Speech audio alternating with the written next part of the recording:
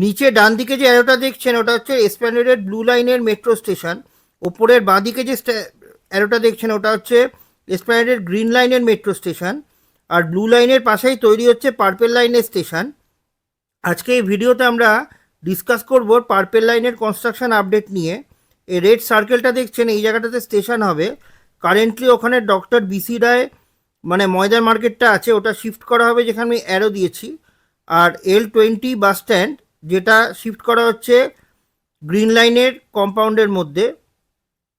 এটা হচ্ছে পুরনো L20 bus stand. WBTC, SBSTC, NBSTC মিলে প্রত্যেক দিন 300 থেকে 350 বাস এই বাস স্ট্যান্ড থেকে ছাড়ে। ইন্টারন্যাশনাল বাস ভুটানের জন্য সেটাও এখান দিয়ে ছাড়ে। পুরো বাস স্ট্যান্ডটাকে শিফট করা হচ্ছে, যেটা এখন হচ্ছে গ্রিন লাইনের মেট্রো স্টেশন কম্পাউন্ড। এই দেখুন আমি চলে এসেছি নতুন L20 বাস স্ট্যান্ড। এখানে বলে রাখি L20 বাস কিন্তু এখন চলে না, কিন্তু বাস স্ট্যান্ডটার নাম হচ্ছে L20 বাস স্ট্যান্ড। এই কারেন্টলি এই বাস স্ট্যান্ডটা শিফট করা হচ্ছে এই দেখুন গ্রিন লাইনের কম্পাউন্ড, এই কম্পাউন্ডের ভেতরে।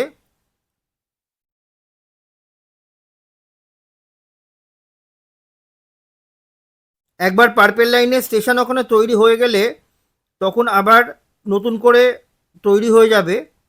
আমি এখন চলে এলাম ডক্টর বিসি রয় মার্কেট মানে বিধান মার্কেট, পুরনো মার্কেটটার সামনে। এই মার্কেটটাও শিফট করা হবে। পাশেই জমি আছে সেই, এখানে দেখুন টেম্পোরারি বিসি রায় মার্কেট তৈরি হচ্ছে। টোটাল 528টা দোকান আছে। এটা এই পাশের মাঠে এদের এরকম টেম্পোরারি স্টলস তৈরি করে দেওয়া হচ্ছে। একবার পার্পেল লাইনের স্টেশন তৈরি হয়ে গেলে আরভিএনএল এদেরকে পার্মানেন্ট দোকান করে দেবে। দেখুন এখানে ইলেকট্রিসিটি চলে এসছে। আর এটা হচ্ছে স্টলের সাইজ। আর আমি এখন কারেন্টলি দেখাচ্ছি আপনাকে পার্পেল লাইনের কনস্ট্রাকশন।